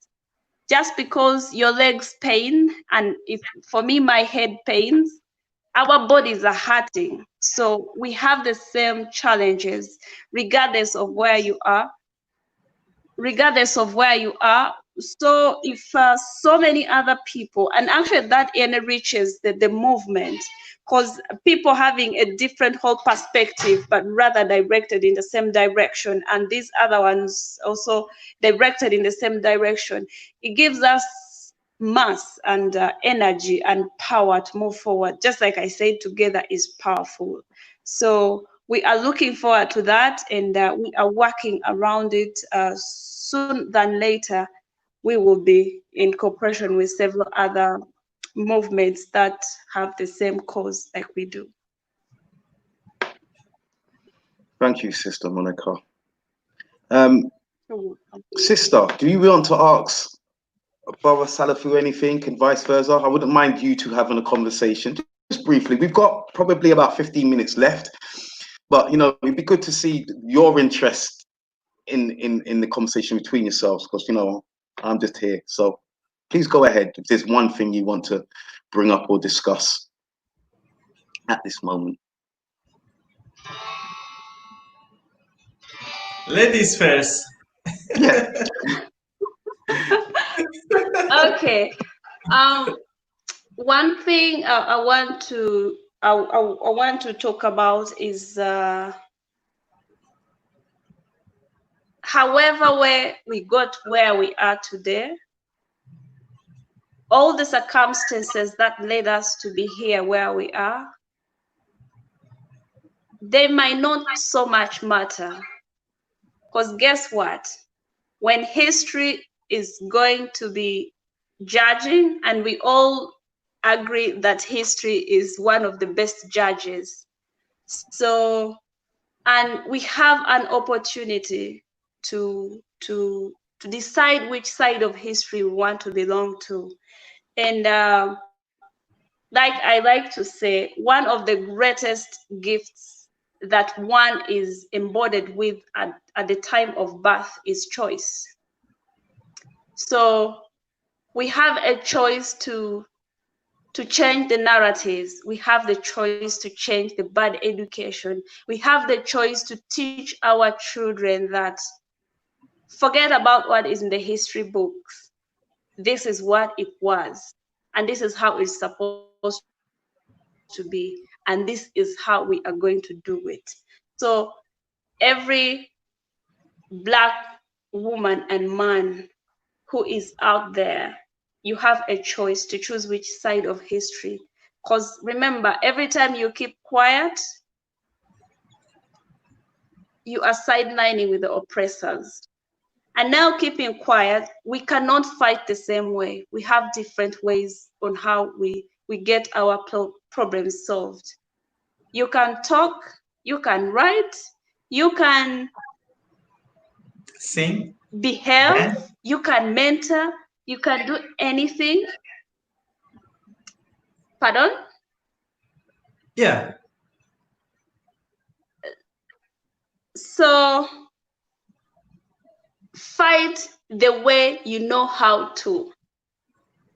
With a good example of Professor Lumumba, he used his eloquence, he used his oratory, until now he is listened to near and wide. So everyone can. Because this is not a single man's battle. It's everyone's battle. Because guess what? You're either affected directly or not. You are affected anyway. You're affected by the market prices. You're affected by what your children consume as education. You're affected by the media, what is in the media every day. When you wake up and see on CNN and BBC, 99% of what they are broadcasting about Africa, it's gunshots, it's poverty, it's hunger, it's all that. They never tell us the other side of the story, how all that came about. And I want to encourage everyone that you have a voice in you. And you can change, you can influence, because change is made by the ordinary, normal citizens who care and are concerned about what is happening every day. Because with a few exceptions, like Dr. Arikana, I want to use Dr. Arikana because she is in real times. If we talked about Thomas Sankara or Patrice Lumumba or Kwame Nkrumah, it might be a little bit hard for people to process just because they were not there. But now in real times, when Dr. Arikana had a choice to live a comfort, luxurious life, but she chose to do good. She chose the right cause, a purpose that is way much deeper than her family name or her own. And then the other thing is that people, particularly Black people, understand your history, search for it. Like they use the books of religion, and you know, in the Bible, there's a scripture that says that when you seek, you find. So, dear brothers and sisters, search for knowledge. You shall find it. And the moment you find it, you'll never remain the same. The only way we can deal with this is getting ourselves out of the miseducation. Because if we stay this way, we are looking at another century talking about the same things. And no, enough of talking. We need to move forward. And however we move forward, we have to move forward anyway. I think it has reached a time that it's either our way or there is no way at all. We are sick and tired of the fake negotiations. We are sick and tired of the fake treaties. that we have been subjected to. And we can only do that with knowledge of what has happened, of what is happening, and that shall help us to predict what the future is going to look like. Like they say, there's an African proverb that when you plant a tree, you are likely never to enjoy its shade. And that tells us the richness of our wholeness, that we are not selfish, that we are upright people who have just been disorganized. And it's time to stop that disorganization. So we plant a tree today, the next generation is going to water it. The other one is going to enjoy the shade. And who benefits? The great ancestors. The Patrice Lumumbas will lay down wherever they are and smile at us. We should be so scared of the eyes of those who laid a foundation with little resources, and we have more resources. We are exposed to information. We should use it to make them proud wherever they are. Thank you very much. Thank you. Ashe, thank you, sister. Brother. Yeah. I know you've got energy too. You give me some of that, please. Give me something, brother. Before I we think leave. the brilliant way my sister comrade just put it should have been the best way to end the show. Okay. You know? Okay. Yes, because she has put, I know. she has put almost everything in there and very well. You see, my call will be to most of our brethren out of the continent. If you see why so many people in Africa say, oh, the Chinese are coming and taking over all the businesses, but how are the Chinese doing it? The Chinese come in and work with the system they find. Why can our brother from the US, from the UK, from Europe come over and do the same? We only come in and complain. The system is so corrupt. The system is backward. The system is left and right. But we are still the same people complaining that the Chinese are taking over everything. So I would say that stop complaining, come in and try to work around the system to get things done in Africa. While you are in, you can start, support us, and together we can make the change, the Africa that we all want. Because the Africa that we all want is the Africa that we all dream and want it to be. So we work together, we can get that Africa. Most of the government or the leaders are not going to be there for the rest of their lives. So we need to start putting in place the way we want Africa to be from the grassroots. The community work we have to do. We have to go back and start helping in the community organization, supporting people right from there, right up to the top leadership. And that is how we are going to get the Africa that we want. And so, diaspora, stop complaining and get to Africa and start doing what the Chinese are doing, because Africa, that is your home. Thank you. Shade. Thank you, brother. Yes. And so if I might say something, please. Go ahead, sis. You know, we have a tendency of copying everything. Probably that's because it's what is in our media. That's what we see every day. Yeah. While we are cursing Chinese, while we are cursing the West, we have a great opportunity to learn from what they do. Look at what China, around the 60s, China was more or less like Africa is today. But you know what? They said, to hell with what you call democracy, to hell with what you say is development, to hell with what you say about us. We are going to move forward and we are going to do it our way. Right now, see where China is. And that's the same time Africa, most African continents were getting their independence. And I don't think that was independence anyway. For lack of a better word, I'll call that. So it's time we shut what we hear, we shut what we see, and we do it our way. Trust me, I don't know if any of you has ever dealt with a bully. The only way to deal with a bully is doing things exactly your way, because you are never going to please a bully. You can never do that. So when a bully tries to bully you, he slaps you the first time, the second time, you do it exactly how you want to stop it. So it's time we stopped considering, like, it doesn't matter at all. They have been saying that for the last 100 years, and it has not mattered. It has not served us in any way whatsoever. It's rather getting the conditions even worse. So if we can shut our ears and do it, a couple of years later, we will be able to negotiate. We will be able to say, no, we don't want that, and it shall be listened.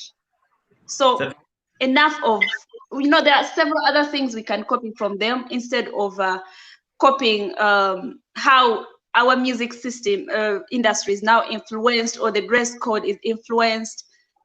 We have better things to copy from them. And China is a very good example that they did it, so we can do it. Thank you very much. Thank you.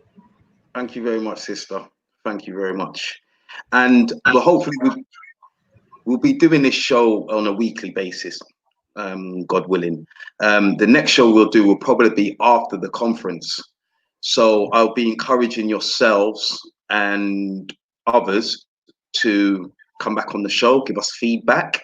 And if you can bring 1 or 2 young people as well that's been on the show, just let them know what's going on so we can get their feedback as well. Because it's very important as well that we get some of the younger voices, because we're young still, but just the younger voices. The younger ones, yeah. Express themselves and their voice so their peers can hear as well. Because a lot of time we hear young people, but it's not actually coming from them, and their voices are lost in the social media that's going on now, and they feel there's not a place for us in that adult world because they're talking about us but not allowing us to talk. So I will encourage you to come back on the show and bring some young voices if you can, and also yes, just be more engaged. Is that something you're both willing to do? Yeah, why not? Yes, please. Okay, that'll be good. Our show producer Anthony, he'll be working with Razak as well for future shows, and I would like to get more Pacific in shows as well. So if you have any Pacific ideas or agendas you want to discuss, please email us or contact the show or Common Purpose, and then we can have a whole show around in that. It might not last 2 hours, but if it's excited as I think it will be, it definitely will. Can I just bring to your attention as well some of the things that's happening in the UK? I'm involved in the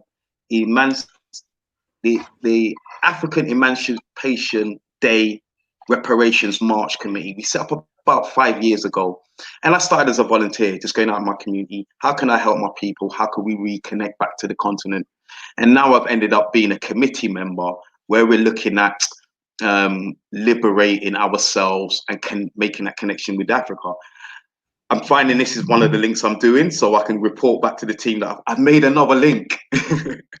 We can have that discussion. But I just wanted to make other people around the globe and yourself to be aware about these. Some of the little things that we look about is self-repair, repair of psychological repairs, cultural repairs, institutional repairs, technological repairs, economic repairs, and political repairs, educational repairs, and the very type that we need in order to recreate and sustain societies.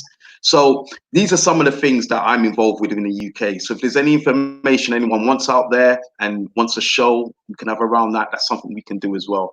But one of the things I'm really excited about in terms of the reparation move in the UK, which happens on the 1st of Messiah, which is the 1st of August, because we like to determine ourselves our own language. We don't really like to use other people's terms to describe who we are, is our 5 pillars: restitution, rehabilitation, compensation, which is the common one, but I'm not too fond of it, satisfaction, and the last one, guarantees of non-repetition. So that's something we can go into the future, but I just wanted to, feed something to you so I can give you some of our fruits and where our mind's at and our movements. And self-reliance is a group that we're involved with, me and the producer and others in the UK. So yes, definitely we can move forward and have that conversation. Yes, I don't know. I'm good. I can finish here, move on to my next meeting. I'll be happy. Brother, thank you for coming. Any last words, brother? Please. And then I'll move on to the sister, obviously. I will advise anybody who just listen to us to inform the others that the conference coming on the 27th of June is not the one to miss. So try to go online and register for the conference. And if you can't participate, make some donation to make people who want to participate and don't have the means to come online to join. So just sponsor.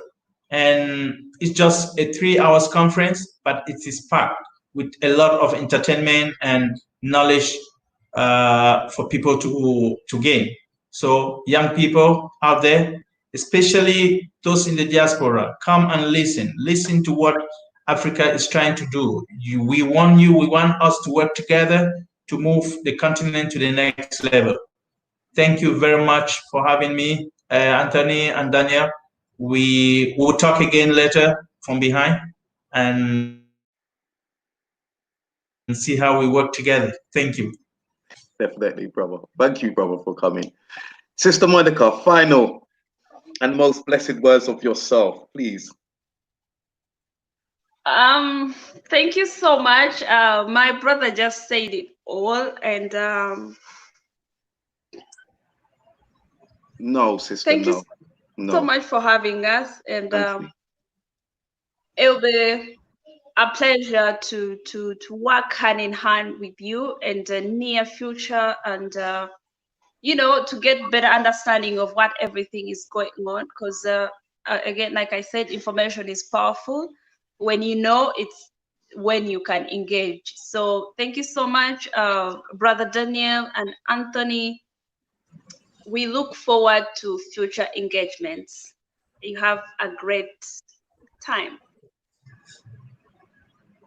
Thank you. Thank you. And young people, wherever you are, it's so important to attend this conference. It's a mentorship conference. Come and get directives of where we are headed. Come and be part of this, because it's for us. The likes of Professor Rumumba or Dr. Arikana, they're dancing towards the end of the flow, and the flow is just getting so prepared and ready for us. So can we come in and take form? And we cannot do it if we are not informed of what is happening. Come and we tap wisdom from those who see or who have known better. Like one proverb that if you want to see far, you stand on the shoulders of the giants.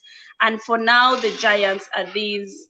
So please come and be with us and learn, and we share, and we have some fun, of course. It's Africans, we have fun. Thank you so much. Sure. Shay.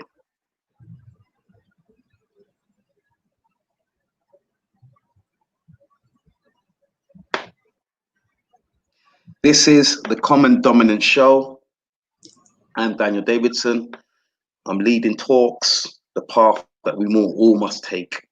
Thank you for listening. Thank you for staying in tune. Stay in touch. We will continue the movement forward. Thank you and bless.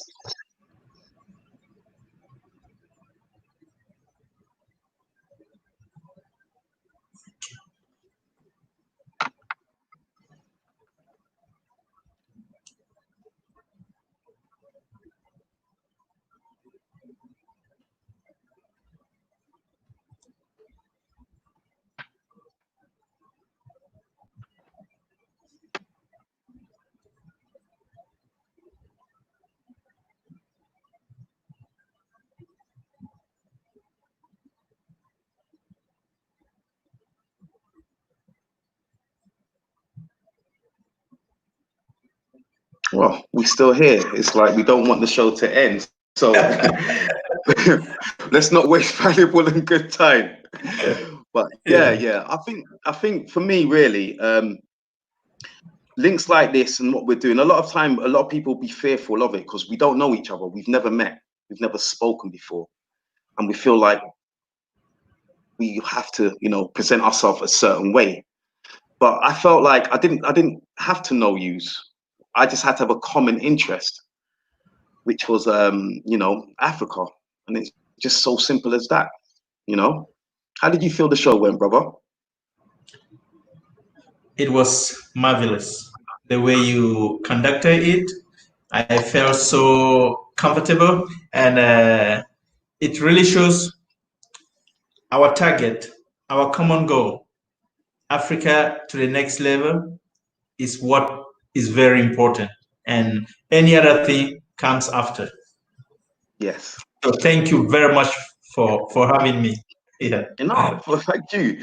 Sister, did you feel welcomed in here, or did you feel dominated by two men? I don't know. I tried my best to accommodate you if I did. I apologize if I felt like you wasn't, it wasn't a balance. But having you in the room, sister, was definitely a balance and an energy that I speak on behalf of my brother that we do appreciate and we warrior through, because I think the true warriors is our sisters, to tell you the truth.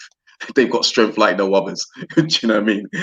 But sister, thank you for being here, and you'll always get the last word until the clock goes down.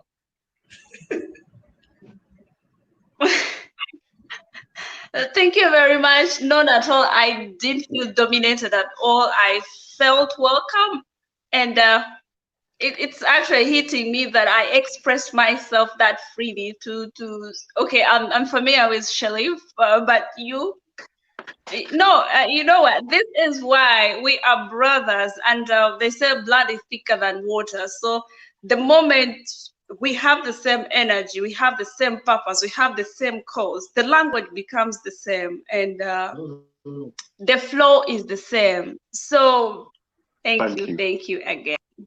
Yeah.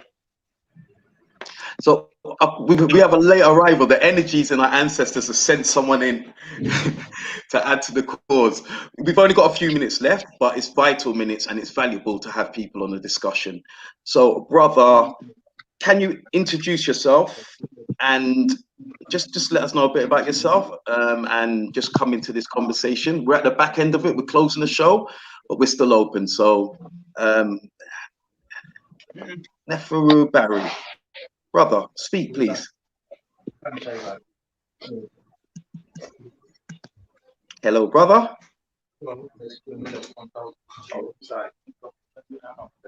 Okay, you may not realize he's in the show yet, but we can. Where's he?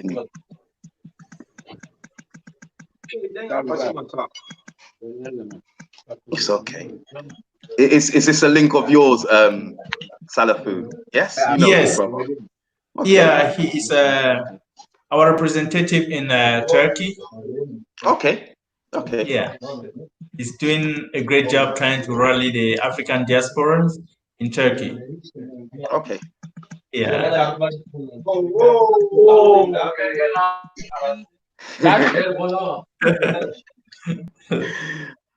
Oh God, this conference is going to be something else. Has anything like, I don't think anything like this has happened before, really, that I can recall of. No. So we're literally in history in the making then, yes? It seems so. Yeah. Yeah, but we had a similar kind of conference in Nairobi last year, same time. So, but I think it has gained more momentum. That was the first time it happened, and having been part of that first conference and then seeing what is happening right now, it gives me the energy that I'm actually on the right road, because we were just a handful of very few people, and right now it's across. And had it not been for Corona, Accra was going to feel our energy, because we were supposed to be in Accra around between 16th and 19th of June. But unfortunately, Corona happened. Whoever is behind Corona, it's a discussion for another day. But it's catching momentum. It's catching momentum, and with time, with time, we are going to be all over. And then with the help, or rather in partnership with all these other movements, that when we come together, trust me, the energy is going to be felt really deep, and it's going to be great. We are hopeful, and the light is right ahead of us. It's just to be consistent and move towards it, because it's just there awaiting for us. Yeah. Can you say Accra? Is that in Ghana? Yes. Yes, please. Okay. Yes, because I had a sister that was part of the reparation. She still is, and she was helping raising funds for a school in Accra. Sorry, a church strike school. And I did a promotional video for it to kind of invite people to go to the GoFundMe page. And I said to myself, I was meant to go out in November, and I was looking forward to it as well, but because of powers that may be, things like that. So I'm like, I knew that name. Yeah. So yes, and then I will be expecting personal invites. I know you're in Dubai right now, living it up like a king, sir. I know. And I've been to Dubai. I went in 2016. That's where my profile picture came from, Dubai. Yeah. Wow. But I'll be expecting invites to all your hometowns in the near future as well. I'll do my part. You invite me, and I'm sure I feel welcome for some good home traditional food. Ooh. That I will not be the only one. I will not be the only one receiving you. It will be a whole village. Because that is the culture. When you have a guest, everybody in the village will bring something to the guest. You just have to sit there, and everybody will bring in things to you. That is how we receive guests in my area. Yes.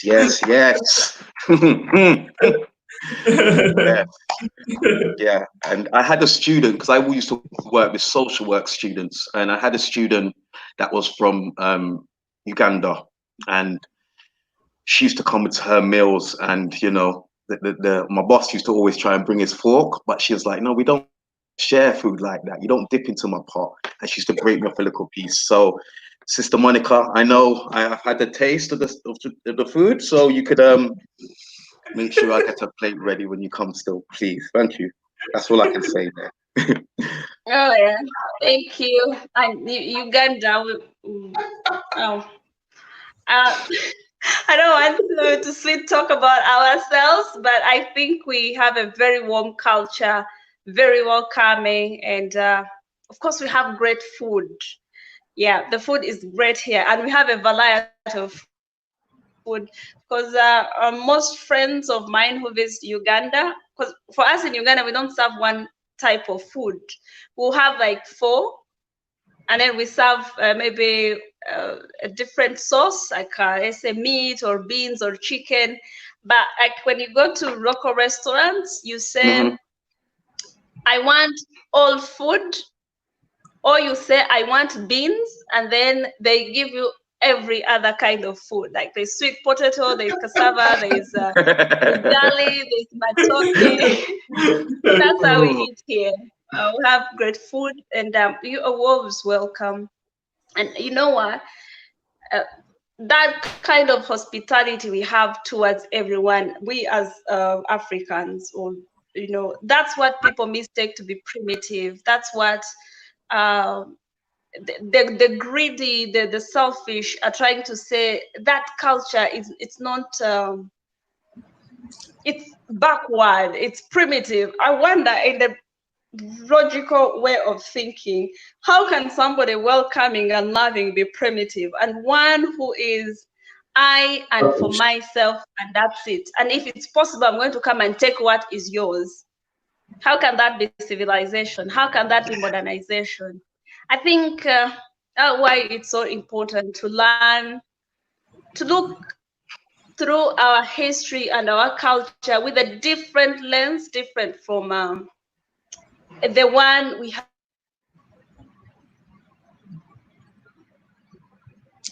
We lost Monica. Yes. Have been given to use. So brother, you're welcome. You will feel what. You know that Cameroon is known as Africa in miniature. Anything you find in any other African country, you find in Cameroon, except the pyramids. So when you come to Africa, be ready. You come to Cameroon, be ready, because you have all kind of things to eat in Africa, in Cameroon. Okay. Yeah. Because like, if you can see, I don't know if you can see, but you know, this isn't good. No. Yes, you can't even do exactly. That's not good. That's what I want. When I go outside, like, whoa, that's what I need. Okay, so yeah, I look forward. I've been told we've got a few minutes left, so we'll just continue having a general talk, and then and when we shut down, we'll shut down. We've already had the blessings as it is. Everything else is a bonus. Yeah. So, because my parents are from the Caribbean, Jamaica, and from my understanding, we was transported to there because the Europeans already killed off the people in the land, and they needed people to kind of like rebuild it. A lot of my people are turned Christians. I'm not saying it's a bad thing, but the way they follow, they rather identify with being Caribbean and Christian, and actually going back to Africa, if mentioning it is a kind of a taboo. So you can tell I'm the sheep of the family. You know, we're all black, but I'm that sheep because, you know what I mean, my spirit tells me something ain't right.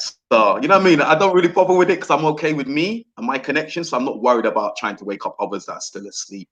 But we have that where we're from a kind of farmish village. And we have an issue with, you know, people from the country that used to grow our food. And now we're going to supermarkets and buying foods from, say, the Asians and the Chinese. And that's seen as civilized. Growing food in the modern days, it's not seen as proper. Do you know what I mean? It seems as like you're going back and like, oh my God, is this where we're thinking? So yeah, I wouldn't mind getting back to that in the now, and I'm embracing that, and you know, modernizing our food from our ground, whatever that means, so it looks civilized, so we can actually teach our people that this is where the source of all that crap comes from. And in fact, the food that you're buying from the Chinese supermarket or the Asian supermarket came from us in Africa. So yeah, I understand clearly about that mindset, about that primitive thinking, and I do not agree with it one bit. So yeah, just to add. Yeah, even like in Uganda, the so-called elites, rather miseducated in my opinion, or people who are doing good jobs or the corporate jobs. Yes. When they leave work, like a country like Uganda, every single day, farm produces pour in markets around Kampala, that's the city, and all the major markets along the way. Fresh food from farms with no fertilizers, because our soil is very fertile enough, and that's why they're trying to kill it today. So when you see somebody buying a tomato from South Africa that has been frozen for the past 3 weeks, it never gets to my understanding. Why don't you go to the local market and get fresh food? And you know, the most disturbing thing is when they go to the supermarket, they're buying the same 6 tomatoes for maybe $2. And when they go to the local market where they're buying 15 tomatoes for $2, they bargain. And you see, like you went to school all this time, but you cannot even crack a simple code as plain as that. Like it's fun, it's crazy. Yeah. Yeah, it's the times. But we're working. I see we've had 2 minutes, and that was a minute ago, so we probably got a minute left or so. Yes. Welcome, Lorna. I can see Lorna talking about the conference. Lorna D. Yes, and I see Lola mention food as well. So yeah, you see where Lola's mind's at this time, and I've built up appetite as well. Yeah. So And it's right the time for dinner in Uganda, so please come dine. Come dine with me, please. Yeah, this is great. Yeah. Yeah. My chef's out at the moment, so I'd have to defend for myself at the moment. So yeah. So in this whole thing, because this emancipation or change of Africa, it doesn't have to start with leadership, because Pan-Africanism, it's a way of life. Pan-Africanism is a way of appreciating that you are. So it starts with the market. It starts with how you purchase things. It starts how you consume things. Because if you think that comes from UK, like people who like cheese, there's a notion that UK makes great cheese. And remember, we have fresh cheese that comes from the farm in my country with breeds from typical animals that are not diseased, that are not vaccinated every other time, that they don't take drugs every other time. A cow grows to almost 6 years, it has only maybe been vaccinated or once. And it starts with all that. We have to know it is systematic, so we also have to deal it systematically, because we are not just going to change the leaders and then the way of life remains the same. We haven't reached the target. The target is everything to be African. Yeah. Okay, brother. Well, I'm going to try again to wrap up this show, and we can have a conversation behind the scenes if we want to. But thanks again to my guests, Sister Monica and Brother Salifu. Yeah, we will speak again after the conference. And yes, let's just look forward to that. And I hope you have a good conference. I hope the ancestors are with you. I hope everything goes well. I'm sure the powers that may be cannot destroy and stop the movement going on. I'm with you in spirit and in mind. Ashe. Thank you. Blessings. Bless us. Yeah. Thank you. Yes. Thank you. Blessings. Thank you very much. Blessings. Thank you. Thank you. And thank you to our